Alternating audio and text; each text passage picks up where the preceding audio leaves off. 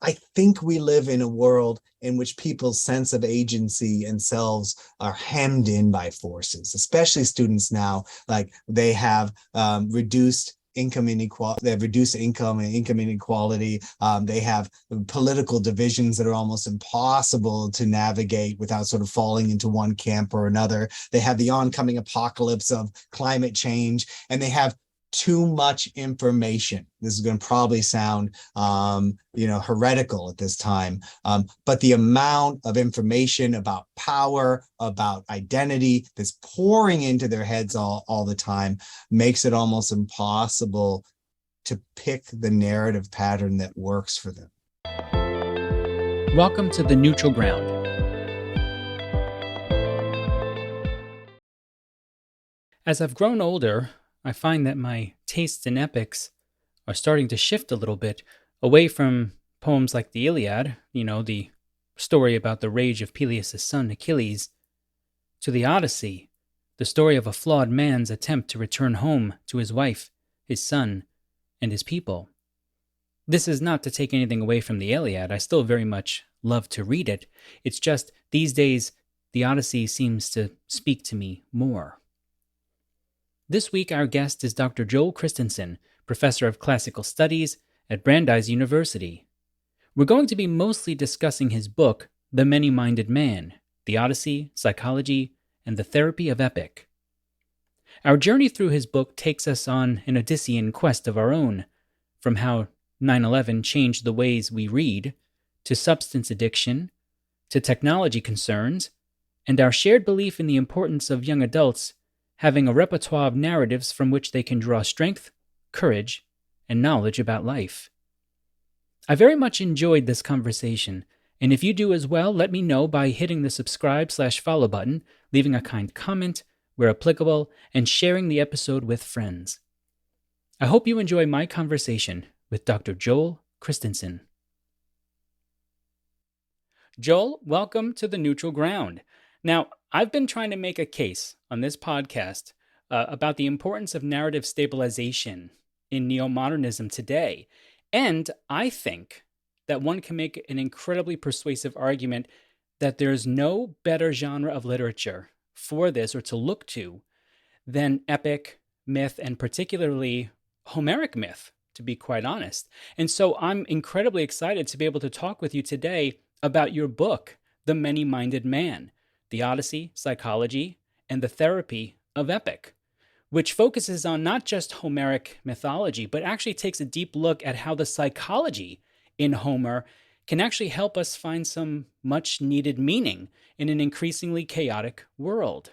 So, I'd like to begin by asking you, what prompted you to go on this epic quest of your own of the many-minded man?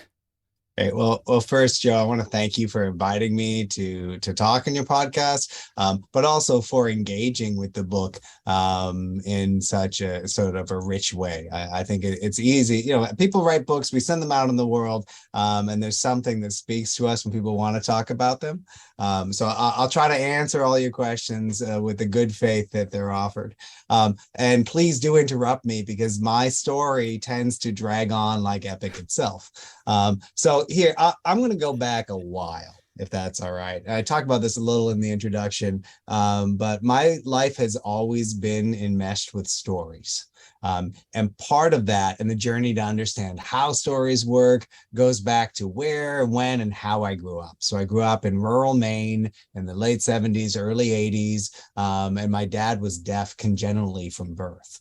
And so our world wasn't made up with like the relationships and communities you might typically expect, because he didn't grow up in a deaf community. He didn't sign. It was like my mother, my dad, me, and my younger siblings. And so my world was filled with stories. Like we spent all of our time going to the libraries, getting kicked out of them for never bringing books back. And this is before cable, before internet. And so some of my earliest memories are like reading J.R.R. Tolkien, C.S. Lewis, the Lloyd Alexander books. I mean, this was my world.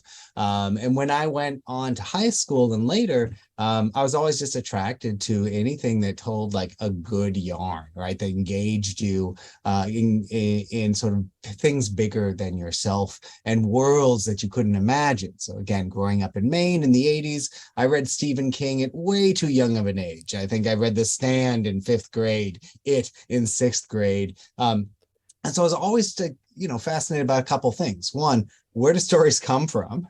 And two, to make it simple, where do they go and what do they do?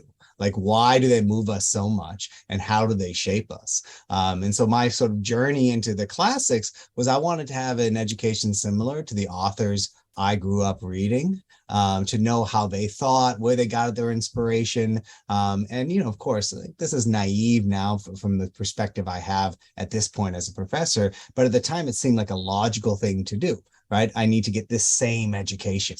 And to be, the reason I tell this story and I start this way is the guilty admission I always have to make is that I didn't like Homer. The first time I read the Iliad and the Odyssey was freshman and sophomore year of high school. I thought Achilles was a twit and Odysseus was annoying. I just didn't get it. And I continued this way, thinking like, why would we spend so much time worrying about these reprehensible people?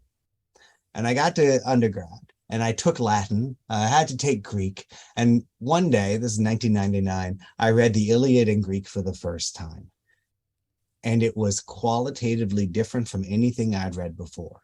It was different from Latin epic. It was different from anything I'd read up to that point. And so, this is like the junior year of college. I was like, you know what? This is different. I want to spend a little time figuring out why. And that was in 1999. And it's now almost 25 years later. And I'm still figuring out why. Right. And so I went to grad school in 2001 in New York. I started in June. I moved to New York in June 2001. Then in September of 2001, there was the attack on the World Trade Center. I went to NYU, just, half a mile up from World Trade Center. And it was easy to just give up on grad school at this point. Like, I had my family saying, come back to Maine, my dad offering to drive down and give me a shotgun, as if you could use a shotgun to defend yourself against terrorists, right? I don't know what he was thinking. But it was all like, sort of like, force the questions that we've had every day since the beginning of the pandemic, since 2016, which is, what are we doing? What do we bring the world? What is its value? So, to get back to the epic journey, like for me, there are a couple inflection points. The first was being in grad school, knowing the world was changing, actually living at the epicenter and trying to figure out what that meant, right? Why, when people are protesting the wars, when people are going to war, when the world is changing around me, why am I sitting in a library reading ancient Greek? But again, I turn back to like, what I saw around me. I saw the rhetoric of the war against terror, right? I saw the politics of the next few years. And at the same time, I saw this going on in the Iliad. So I worked on the Iliad from the perspective of rhetoric and politics. And at the time, I would say, well, I want to work on rhetoric in the Iliad. And people would say, well, Homer's pre-rhetoric, so you can't talk about it. And I'd take classes in comparative literature, and people would say, well, you can't talk about the Homeric figures like they're real people. They don't have any interiority. And I would look at them and say, I don't know what you're thinking. And, I think to my experience, many scholars' origin stories have to do with the chip on their shoulder that came from someone telling them they couldn't do something, right? So for me, it was like, I need to understand how the Iliad works internally in order to understand how its story works in the world and what its basic assumptions are about how narrative moves people. And so a close reading to me of the Iliad of Achilles isn't that we're supposed to like him. We're not at all. We're supposed to find him reprehensible. And the whole narrative is structured to make us question the values that world espouses. When do we fight? Whom do we fight for? What is human life worth? The Iliad and the Odyssey, I came to realize over time, are actually like the Platonic dialogues. They set up questions for audiences to answer that have no easy solutions, right? They're elaborate, complex thought experiences that in fact, invite plurivocal responses, right? They want to be debated and they don't give you any sort of easy way through it, right? So if you talk to a lot of Homerists, you'll find that like there are two types. There are Iliad people and Odyssey people, right? And I was an Iliad man. And I use the word man there very intentionally because it's that epic of war. It's also an epic of death. And when I talk about the Iliad and the Odyssey as complements to each other, I'll say that the Iliad's a poem that teaches you how to die. And the Odyssey is a poem that teaches you how to live. And between them, of course, they interpenetrate. They both do both things. But I always sort of took the Odyssey for granted. And then one day, I found myself asking this very simple question, which was, why do all of my students like the Odyssey, but fail to appreciate the Iliad? No matter how much I bring my expertise to bear on it, no matter how like motivated and motivating I am about it, why are they constantly rejecting one epic to the other?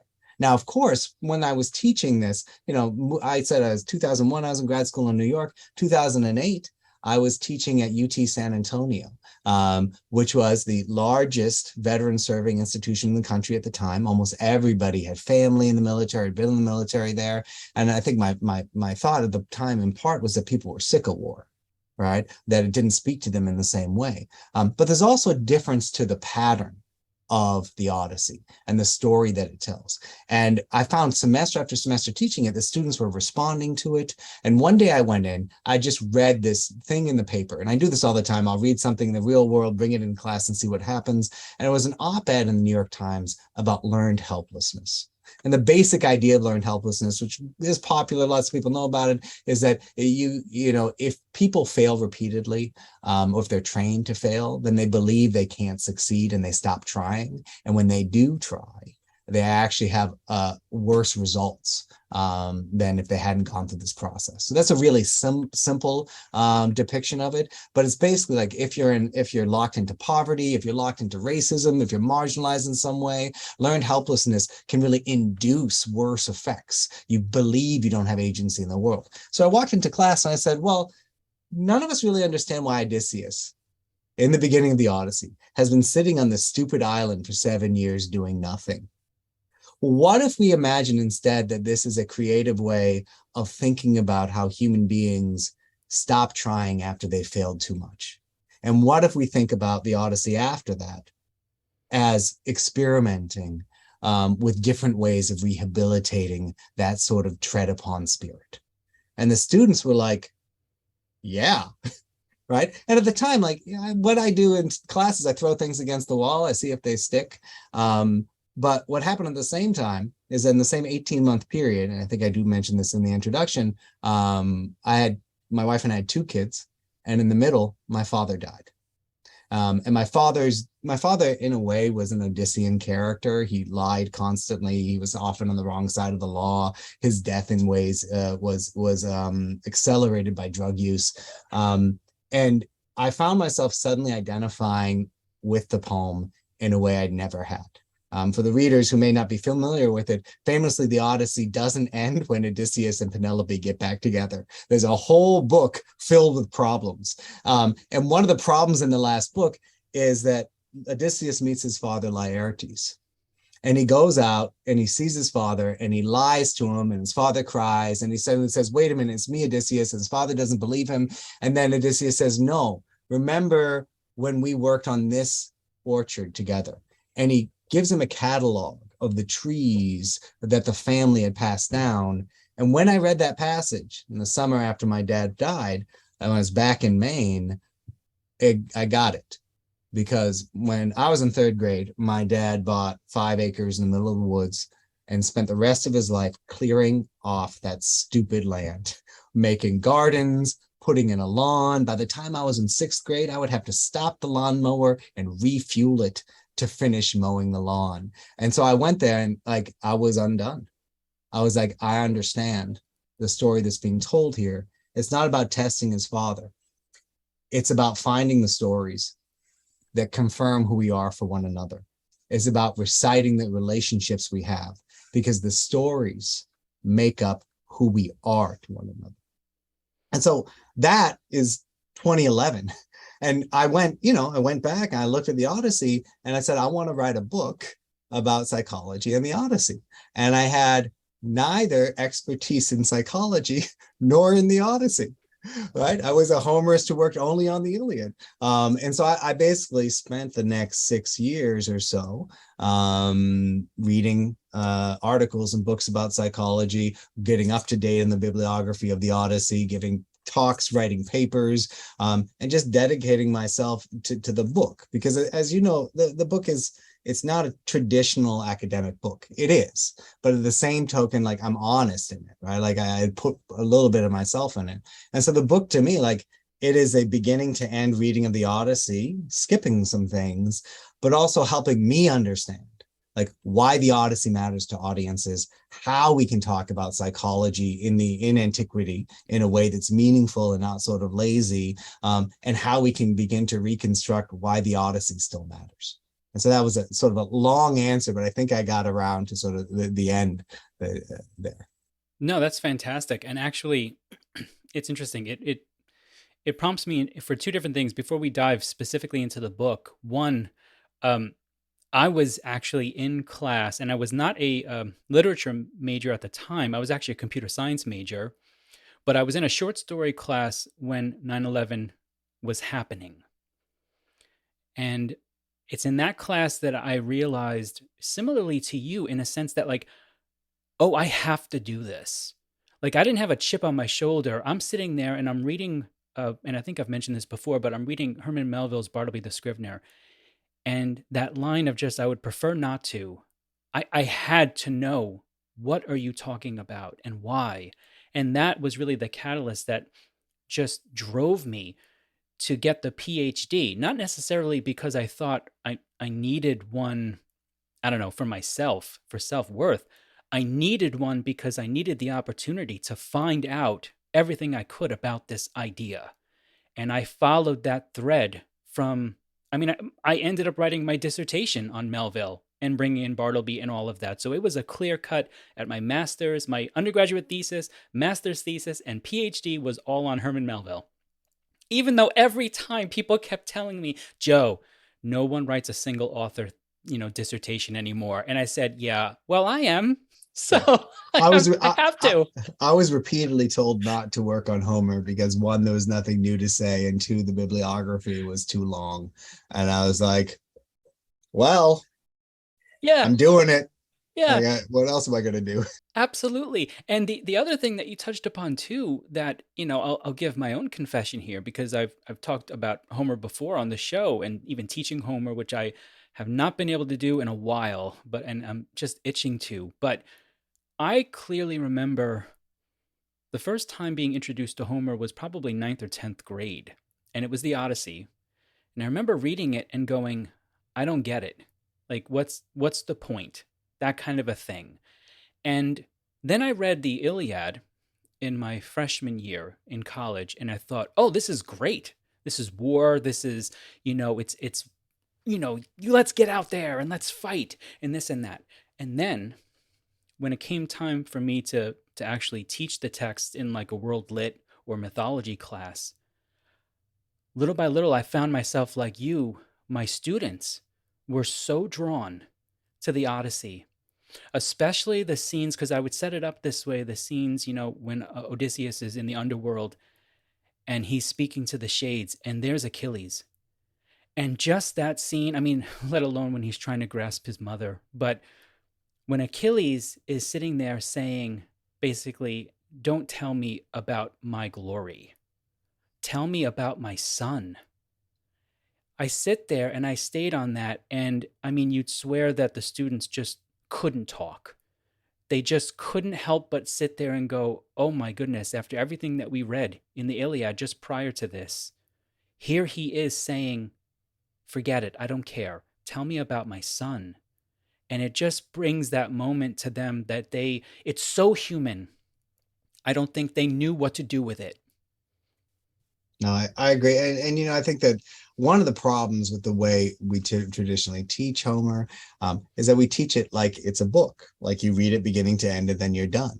When ancient audiences experience performances of it over their life, interspersed with performances of other poems, enjoying it together, reflecting on it together, seeing it on the stage and images. And so it's never, oh, we're going to follow a logic in a linear way, right? It's going to connect in associative ways with your life, with your experiences, with current events. And I think, you said before, like I doing this PhD in order to write, right? And read about these things, not I'm reading and writing about these things in order to do a PhD. I feel the same way, right? And so for me, it was like the gift of being able to continually return to the same narratives and learn from them is beyond value.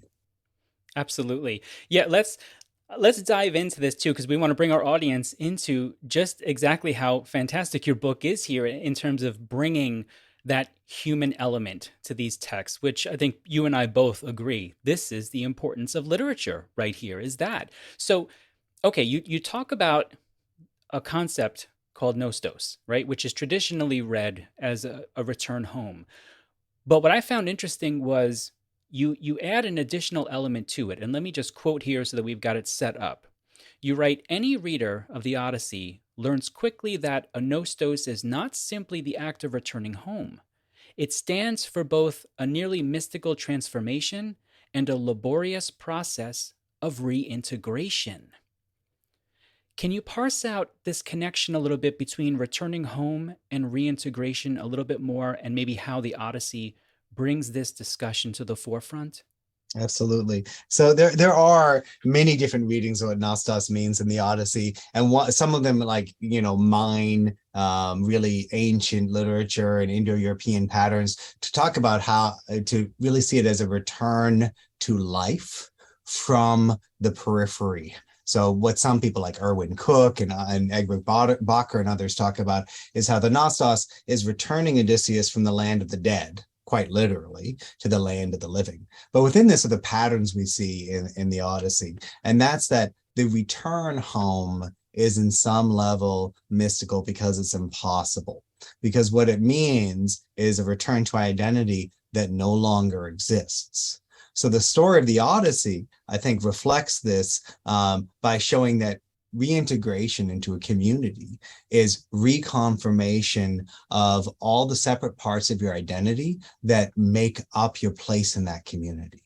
Right. So in the modern world, especially the United States, we're so heavily set on individualism that we don't see that our identity is made up of our connection with other people. Right. Like we understand, I think, casually that we have roles as parents, as children, as colleagues and stuff, but we see our identities as coming out from us into those places rather from them into us. And what the Odyssey, I think, shows is that who you are comes from the people who recognize you for who you are and who tell the same story about you that you tell about yourself.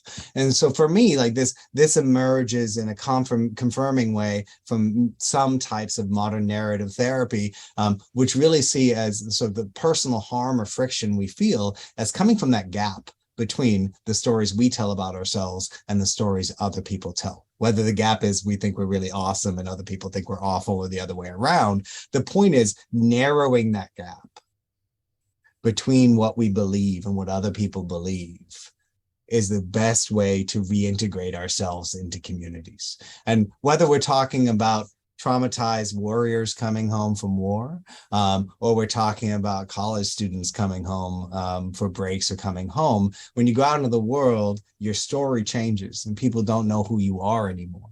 And so you can't actually return home. The way you return home, the Odyssey, is by reciting stories, by telling people your stories so you can share the new information about yourself, but also by telling stories about when you were young, telling stories about what you did. And this shapes who we are. I think, we're getting near the season of reunions, Thanksgiving and Christmas, right? And I invite anybody when they go home to think about the conversation topics, right? It's like, what are you doing now? What have you been doing? And then so much of like the life affirming things that happen is when you tell stories of when you were a kid, when your grandparents used to be around, right? Because this creates a community of narrative in which we can situate ourselves. So Nostos in the Odyssey really lays out a pattern whereby Odysseus reconfirms who he is through his reunions.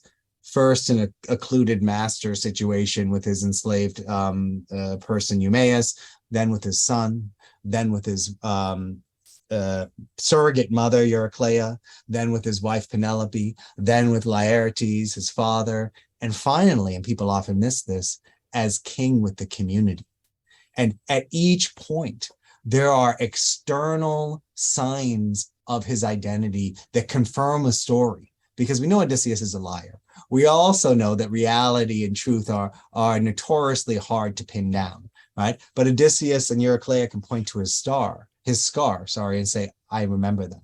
Penelope can tell the story of the bed the house is built around, and they can both say, I remember that, right? And these magical tokens become emblems of power and identity that ground us. And so that's what I mean by sort of the home process of homecoming and reintegration, right? It's confirming who you are by telling stories, re-establishing or expanding who you are by giving new information, and also, of course, listening to others. That's fascinating. I can't help but think about, and this also came up when I talked with Doctors Max Brown and Bridget Murnahan about their Eternal Soldier project, which uses the Odyssey to help veterans return home. And the story, of course, of the Lord of the Rings and Frodo at the end, you made me think of that again. And this problem of what happens if you can't tell your story.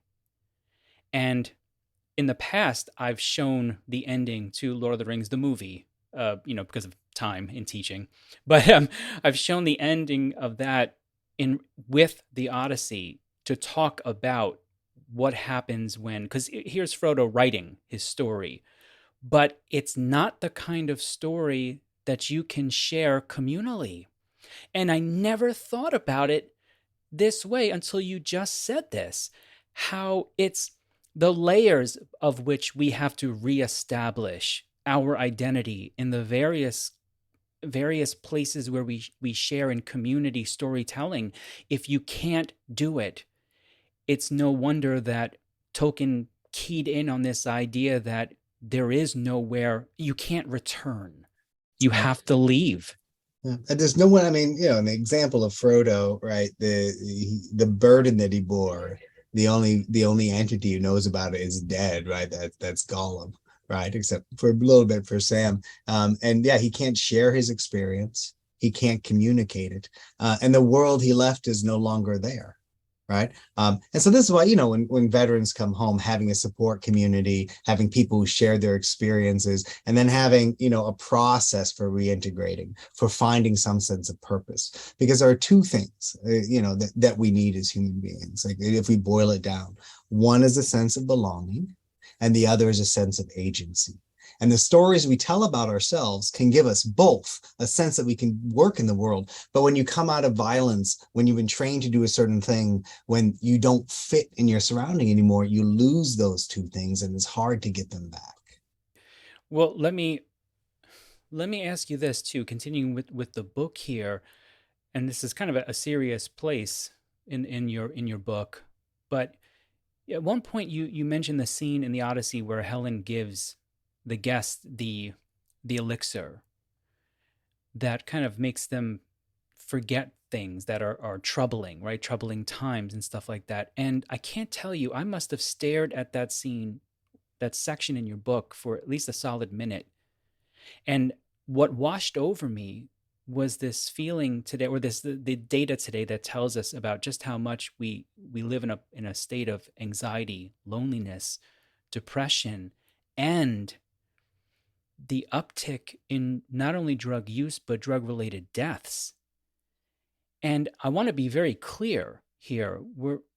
My question is not about solving what is an insanely complex issue here, but I do want to ask you, in your opinion, is there a place within this crisis of drug use, anxiety, depression, for a discussion that takes into consideration what's in the Odyssey? This idea of a relationship between sorrow, drug use, and trying to find one's way back to home. So I think there absolutely is. And I'll bring up a couple examples and tie it all together. So when Helen, and so the scene you're talking about is book four. Helen and Menelaus have had a little bit of an argument. It's hard to see because it's two dueling stories, right? And she puts Nepenthe in their wine. Right, which is from Egypt, and it's a drug so strong that it could make you forget even the pain of losing a child or a parent like that day, right? And it's unclear from the scene whether or not this is a negative or positive. Like the Homeric narrator can be very clear about judgment when it needs to be, right? And so what this is tapping into, in part, is a motif that shows up a lot in ancient Greek poetry, which is that we're given two things to distract us from our sorrows: wine, which is of course a metonym for drugs in general, and song.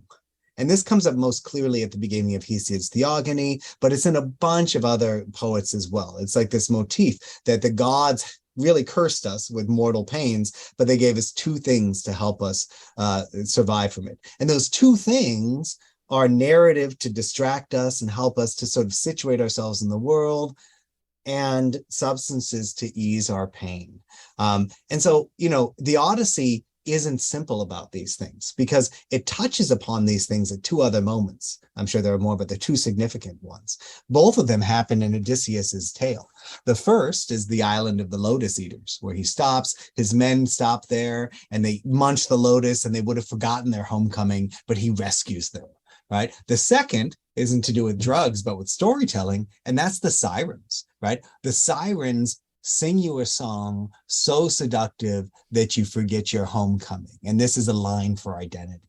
Now, I've struggled with these scenes for years. And part of the reason I struggle with them is because of my dad's drug use, right? And I grew up in a culture of drug use. And we grew up in a period of dare. And I think as Anglo-Americans, we have a particular problem with excessive consumption, right? And so I want to say that I think that there's a false dichotomy there, right? It's not either use all drugs or use none, right? It's like, what does it mean that we need to use them? And how do we use them in a responsible way?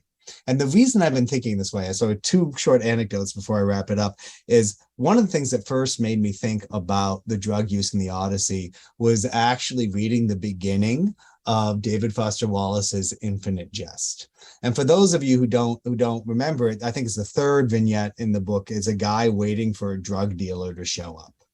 And what he does is he sets up a whole bunch of entertainment he'll watch. He gets all anxious, like, is the guy going to show up with his marijuana fast enough or not? And it's this whole motif that, again, as someone who grew up in a certain culture, I found deeply familiar and unsettling.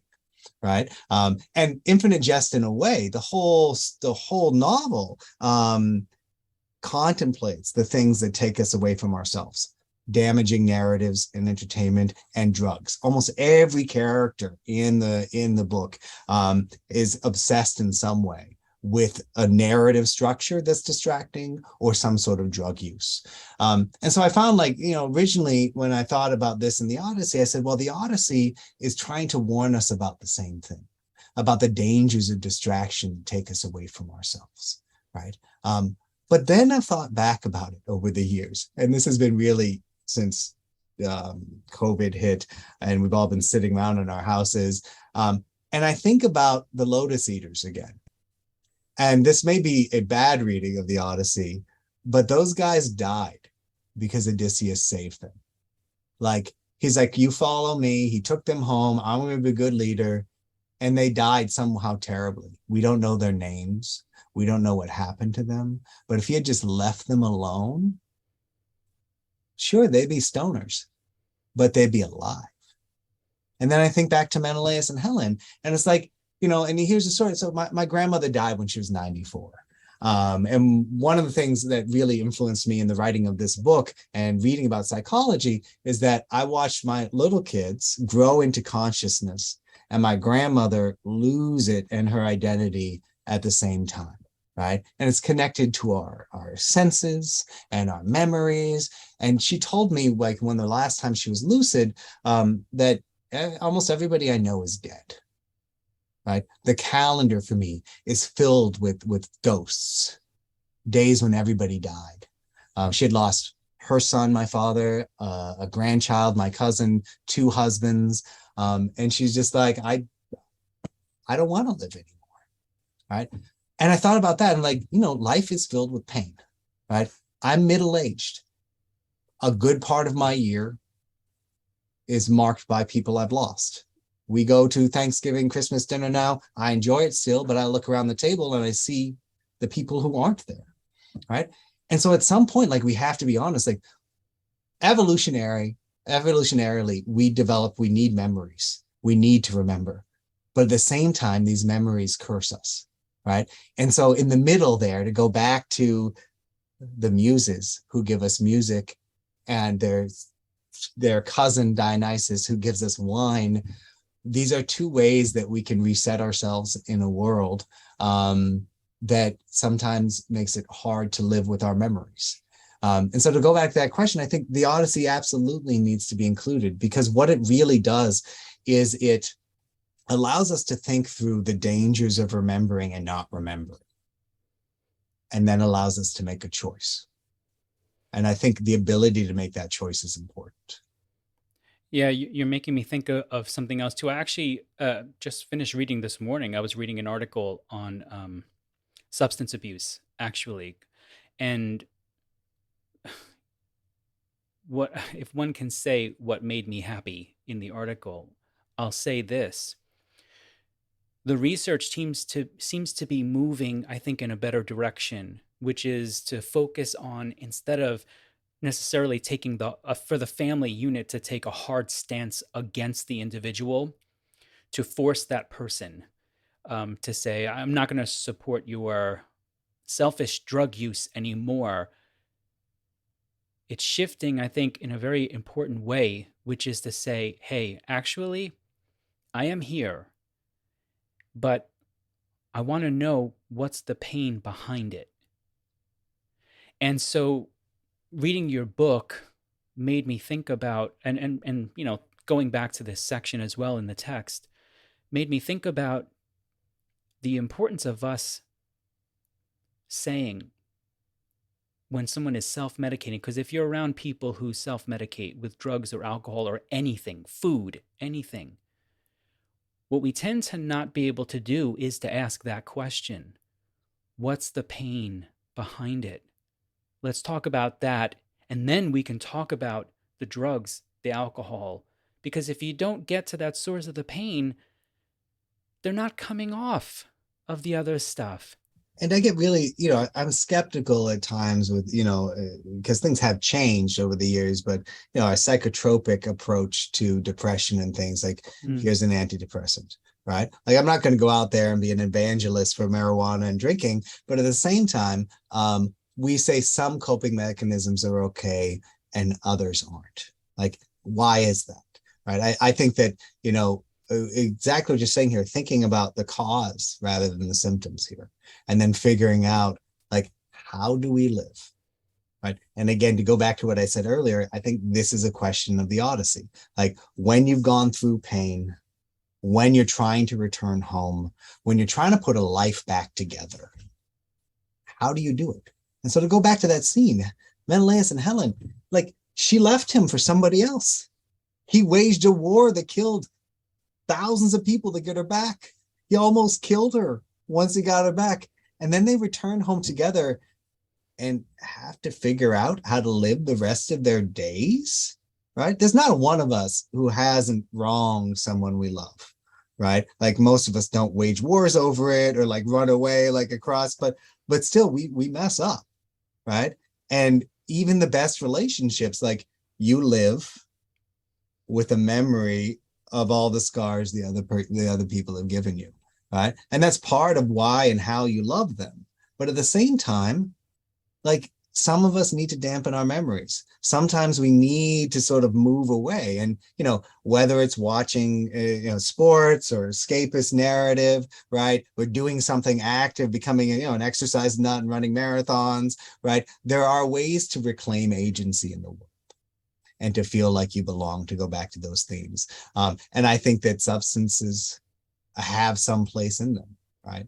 I don't know what they are, or I can't identify it for all people. But I really think that the Odyssey, by giving us multiple moments to think about this, invites us to try to figure out, how do we use the sets of tools available for living a life that's not awful? Yeah. Yeah, I'm excited to be honest with you about the research on psilocybin and the fact that it shows not for everybody maybe, but again, we like you said, we need as many tools as we can that it can help open people up to be able to see what is going on and address it, not necessarily to escape it because I think the narrative still around substance use in therapy is this idea that you're trying to escape it. And that's not the case if you read the literature. No, but it's like if someone has a hypersensitivity to sound, you put on headphones, right? You close out the things that are making it hard for you to think, right? Again, we are very different now from when we were kids. If you have ADD or ADHD, right, you take a stimulant, it makes your brain work differently than it did before, and you feel better, right? And so a lot of it's just like, one of the things I joke about when I introduce the introduction of this book, is that we're not born with a handbook to the human mind, right? Like, you don't get a brochure, you don't figure out how it works or how it doesn't. Like, most of us spend too much of our lives sort of stumbling around in the darkness trying to figure out how these complex biological tools we own work. And I just think, if we have to look at the broader spectrum. And that's really part of it. I mean, there's so much about drinking in ancient literature, right? And some of it's jokey, some of it's fun to talk about, but a lot of it is like, we have this thing. Yes, if you abuse it, it's bad, right? But at the same time, it helps you go to sleep. It helps you get past pain. And it also allows you to talk to other people, to tell stories, etc. And so again, I think that, like, what the Odyssey does in almost every theme it touches upon is it gives you different angles to think about it, right? So again, it's important that Nepenthe, that hell and drug scene, is in book 4, because then we also get multiple reflections on substance use and seduction of narrative and losing track of yourself, in book 9, in book 10, in book 11, like all the way through, we're asked to think about this. And at the end, like, we're asked to think about what's the best way to be, right? And the answer isn't just one thing. Yeah. Yeah. This is going to probably extend the conversation a little bit, but take it also in a little bit of a different place. I got really happy when I saw that you were taking the time to address. Now, let me ask this question first. I should have asked before we started recording. I've always heard it pronounced as Telemachus. How do you pronounce? How have you know it? Telemachus. Okay, let's go with that then. That's so funny. All right. I was really happy when I saw you devoting a good time to Telemachus, actually. Because that's a character that I always feel like doesn't get enough attention, and especially today. And some of the conversations that you have in this book, both of us deal with young adults routinely in the classroom and outside of the classroom as well. And so I really wanted to talk with you about this, specifically this idea of narratives, the use of them and the access to them. So let me set this up properly. You write that one of the main problems for Telemachus is that he is, quote, incapable of moving as an agent on his own and of conceiving of narratives with himself at the center. And immediately I thought, oh boy, if that doesn't hit the nail on the head, sometimes, speaking with our young adult students, I don't know what does. What effect does this problem with Telemachus have, or I should say, what does it say about young adults today and their interaction with narrative? Why do they struggle so much to see themselves in that center position? So, I mean, I love this question because I hate to love to talk about Telemachus, and this goes back a little farther. So in 2010 10 to 2012, I wrote a book called The Beginner's Guide to Homer with my friend Elton Barker. And we actually sort of competed on who didn't have to write about Telemachus. And I ended up having to write about him. And so I did then and did an okay job. But for me, an aha moment with thinking about Telemachus was in reading about early childhood development. There's this book called Pieces of Light by Charles Ferneyhoff, where he talks a little bit about what we call autobiographical memory, and how we encode memories in our brains. And so if you think back to your earliest memory, it probably comes between ages of 2 and 3. And the significant thing about that age is that's when kids start to tell stories with themselves in the center. And once they see themselves as an agent and talk about themselves as I, something happens in that they can encode memory in a narrative fashion, in a lasting way. So even like an 18-month-old, like my baby right now, she might know like things one day to another, but the memories aren't going to last because she's still not saying I, she's not saying Layla, she's not saying her name. So when I looked at Telemachus, one of the things that I was really thinking about was, how does Telemachus represent arrested development? How does he represent somebody who's on the course of growing up? And this isn't just sort of idle speculation. Ancient scholars joke about it, about how he's not a man because he's been raised by enslaved people and women, right? But part of what I'm really interested in is how in Homeric epic, heroes are depicted learning from stories about other heroes. And Telemachus has spent his entire life having his future forestalled, saying when your dad comes home, he'll fix it. When your mom gets married, she'll fix it. And he has no models around him. The models he has are 2 story types. One is people going off to a war that he can't go off to because he's too young. And the other is people marrying Helen or his mom, right? Those are the 2 story types. There's no other way to be. And what is true, like in most places, is like you really only act based on patterns you've seen before. Like most people don't innovate in their behavior. They go by codes, by patterns, by narratives. Eventually, when you're older, you might mix and match, but most of the time we're actually implicitly or explicitly acting on narrative patterns that we've absorbed at some point in our lives. So for me, Telemachus is suffering from a deficiency in narrative as I talk about the book. And part of his story in books 2, 3, and 4 is first Athena comes and she's like, you have to go look for your dad. Stories about him. He's like, I can't do that.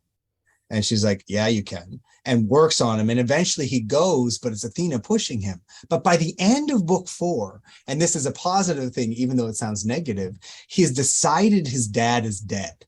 And he's going to go home and make his mother get married.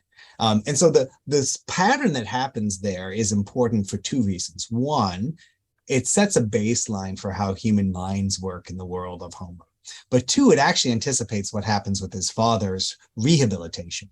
But I want to stick with that first one, right? So Telemachus starts out just sitting there, daydreaming. The first time we see him, he's imagining, oh, I can't wait. I wish my dad would come home and fix all my problems. And then this mysterious figure comes up and is like, you can fix your problems. He's like, oh, no, I can't.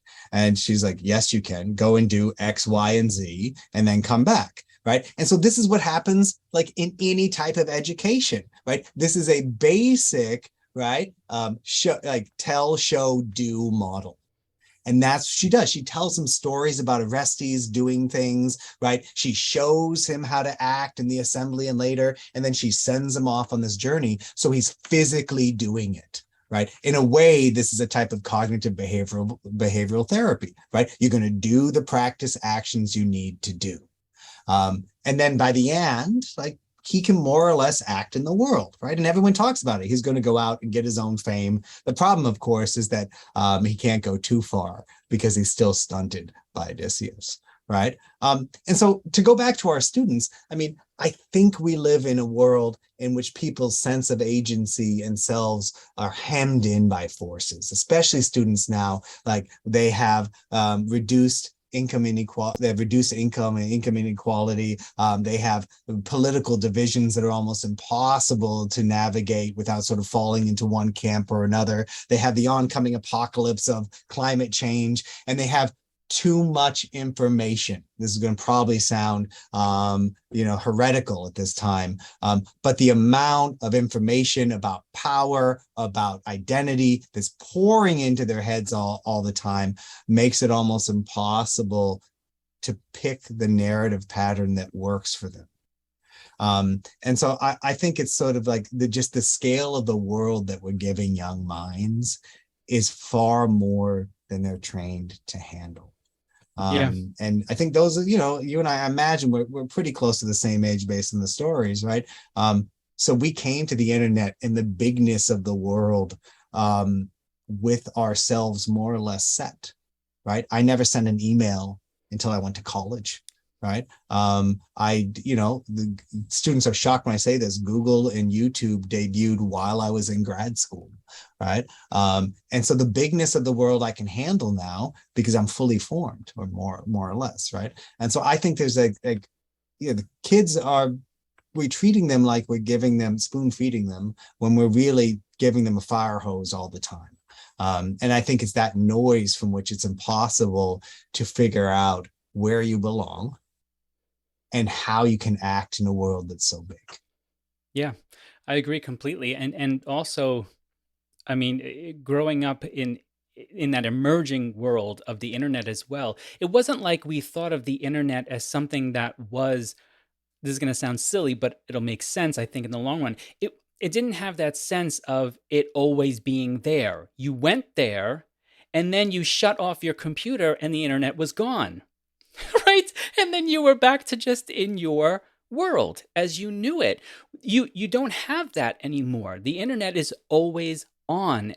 Being digitally connected with everyone in the world is always happening. And I always tell my students, I don't know how you deal with it. I don't think I could deal with it in a healthy way. That idea of someone always having access to you 24/7. I often tell them about, they laugh at this too, but I tell them about the noble lie that we used to have when all we had were phones and maybe answering machines. Sometimes you really couldn't talk to someone for whatever reason. You weren't in a good mood. They'd call you up, and you'd say the next day when you saw them, "Oh, I'm sorry, because they'll say, I tried to call you yesterday," and you would say, "Oh yeah, I wasn't home." And it was like, that was a lie. That was, even if they didn't believe you, it was a socially understandable lie because you didn't want to hurt their feelings, but you felt at the time, I couldn't. I couldn't talk to anyone at that time. You can't do that anymore. No, That's gone. Now no, nobody says, "Did you get my phone call?" no, You because did. they'll text you or they'll DM you, right? Like, you can't escape. But we're No. also habituated to responding all the time. And I remember sort of a turning point, like in 2010 or 11 or so. I had a music blog with my brother, and I was debating with someone like comments on WordPress. I was like, we gotta, like, I don't know why you're losing your mind about this. Like, this isn't real life. And he was like, no, this is real life. And I was like, this guy's crazy, right? I was like, this isn't real life. But now I'm like, wait a minute. Entire, companies' values go up and down based on what's going on Twitter, right? Entire worlds are being navigated. And it's really hard to have firewalls between them. And I just think, I think with most sympathy and understanding for our students, because we grew up without it, without that noise, without that sound. And like to develop in it, it's like, this, I don't mean this to be deprecating for the students, but like trees near the ocean, right, that have too shallow roots, too much wind, they're shaped over time by that environment. And I'm not going to be one of those people who are like, well, this is all bad. Maybe in the long run, this interconnectionness will birth something different for the way humans engage together. But so far, the last decade or so, it's been pretty frightening. I agree. Yeah, and actually something too to bring it back to your book and your point as well with Telemachus. Something you mentioned in this section, and I think you mentioned it too just before, was this idea of he has that limited repertoire of stories to pull from, right? Because I had I had Dr. Angus Fletcher on the show maybe 6 or 8 months ago from Ohio State, and in his book Wonderworks, he looks at narrative from a neuroscientific standpoint, and specifically he talks about how it's important for us to be able to, when we need courage, pull out a text that can speak to us about that. And he has the science that backs up how narratives quite literally change the way, the maybe the neuroplasticity is the right term here, but change the way that our mind interacts with the world and with itself and with the story. And so when you talked about Telemachus's limited repertoire, I immediately thought of the discussions that, I'm sure you remember these as well. I don't know if they still exist or not, but when like Twitter first started coming out, it became this thing where educators often said, well, it doesn't matter what young people are reading as long as they're reading. And I remember thinking even back then, oh no, I'm sorry. I don't accept that. Actually, I don't, because it does matter that we give young people a repertoire of stories to pull from, to be able to experience things in life and explore them in their minds without actually having to go through the problems that are in the story. And you brought me to that idea again, because I had not thought of Telemachus's problem in terms of he lacks the stories. Because everybody who reads it the first time looks at Telemachus and thinks, what's wrong with you, kid? Come on, get in there. You know, that idea. But he doesn't have that ability to pull from narrative experience or even just narrative in general to know what to do. Yeah, I agree. And you know what, I think that, oh, it doesn't matter what kids are reading as long as they read, overlooks the fact that there are stories that are damaging, right? There are stories and narratives and ways of being that do people harm. And so I think it matters. So on one side, there's, let's call it the biodiversity argument. It's great to have a range of stories to come from. Then on the other side, some stories and some narratives hurt you. And maybe we don't need those all the time. You know, and that's where like the fire hose of online is bad, because if you go online and you have a bad idea, or if you have some way of looking at the world that's informed by hate, you're going to find someone who tells the same story and you're going to resonate with it. And your life's probably going to be worse off than it was before. Yeah. And so for me, that's the, sort of the danger of this sort of unfettered, unmitigated mass of information there, is it's not just, oh, anything read is good, right? It's like, well, some stories are better for us than others. We need to talk about that. Yeah. And maybe just to close this up too, because what you mentioned there about you made me think of how we don't even necessarily teach students anymore about how to differentiate narrative from just writing, so that when they see a harsh comment, a hateful comment online on whatever platform they're on, they look at that possibly in the same way as they look at something like the Iliad, the Odyssey.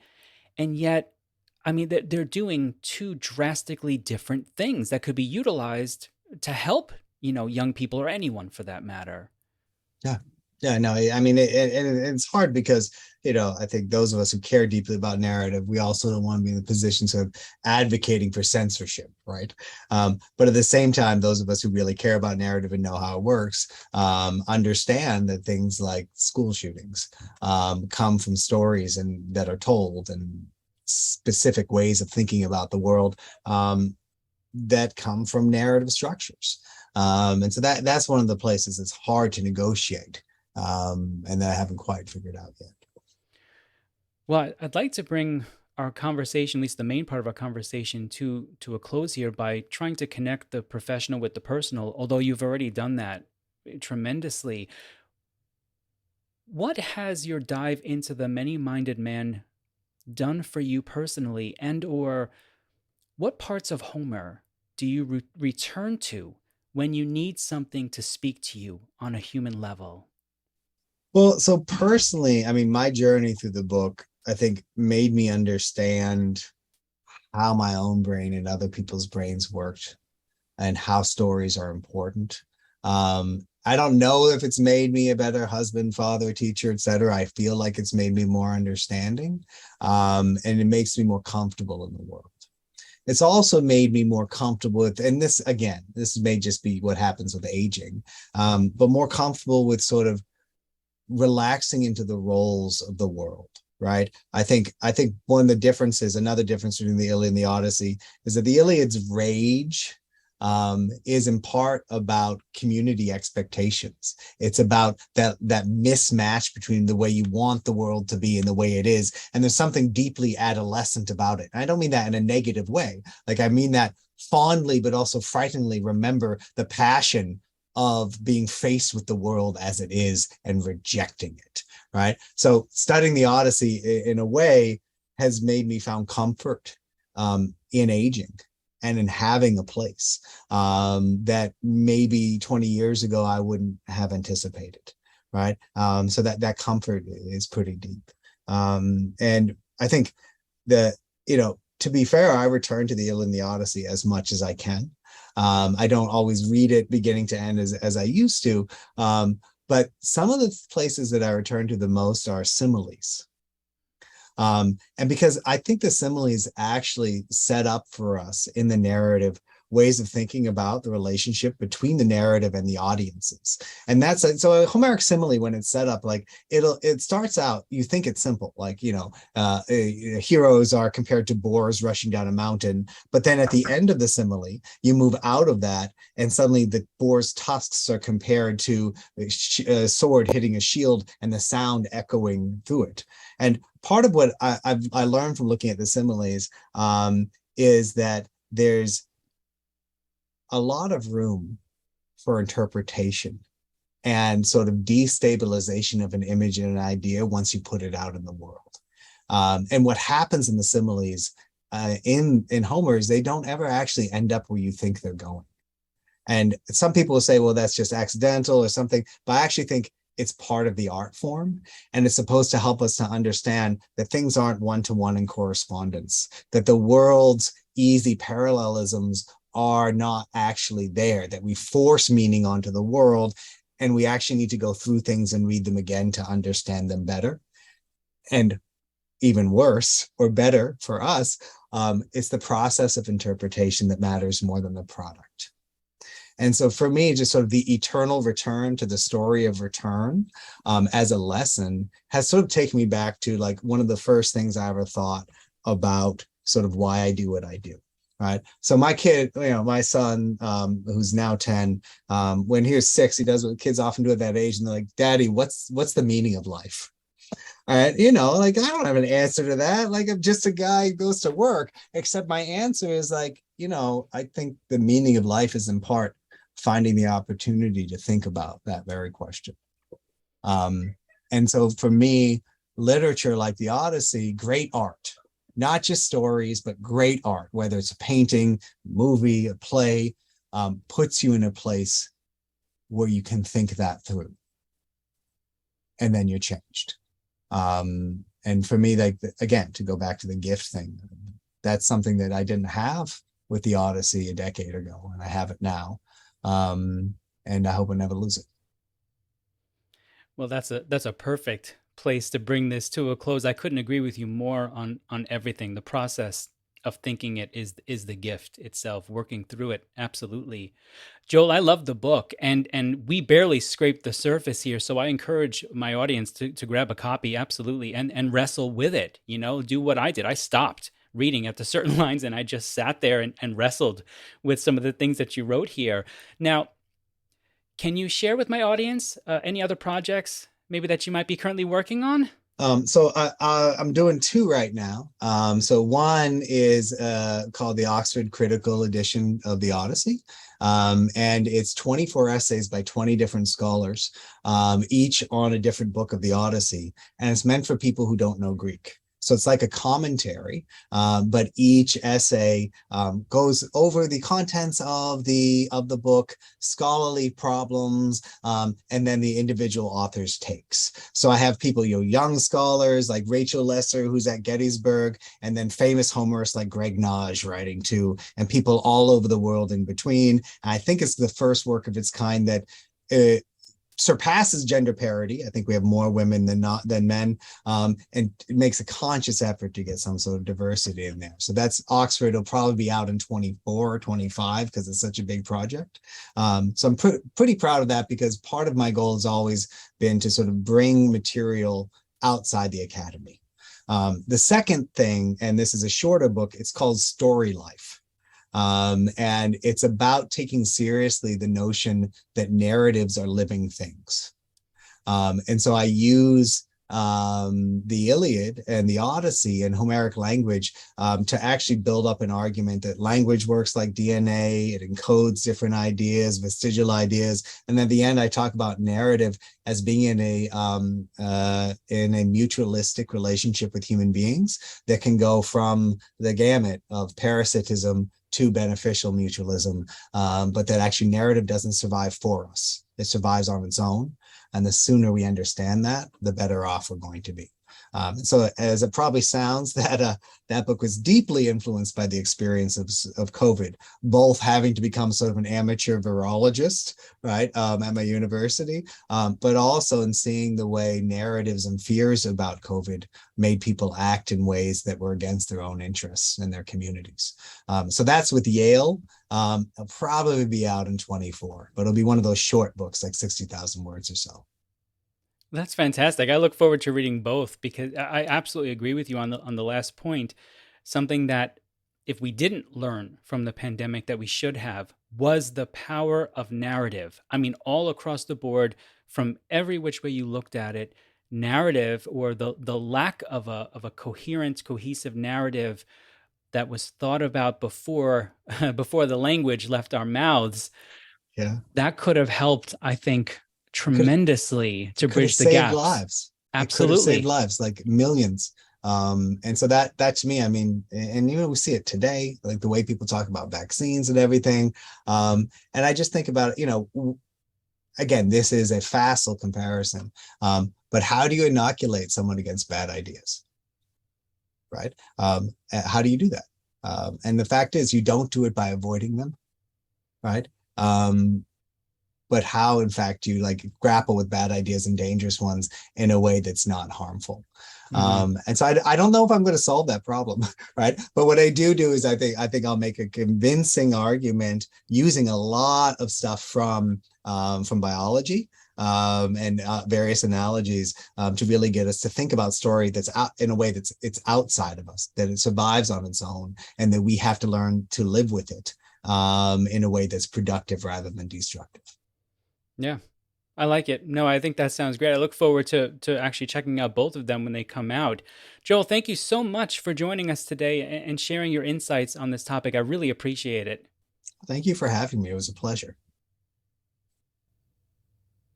I'll often tell my students that in this new world of constant media and content creation, you are no longer simply what you eat, you are what you consume.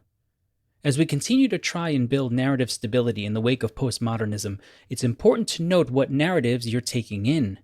Before you consume anything and everything, ask yourself, what do you want to be? Build a narrative plan around that. It is my belief that epic literature should have a place in everyone's narrative plans. But who am I? I'm nobody. Until next time, try to keep one foot firmly planted on neutral ground. And have a nice day. Did anybody get my joke at the end there? No, anybody? Is this thing on? Let me know in the comments below if you got my joke. And have a nice day.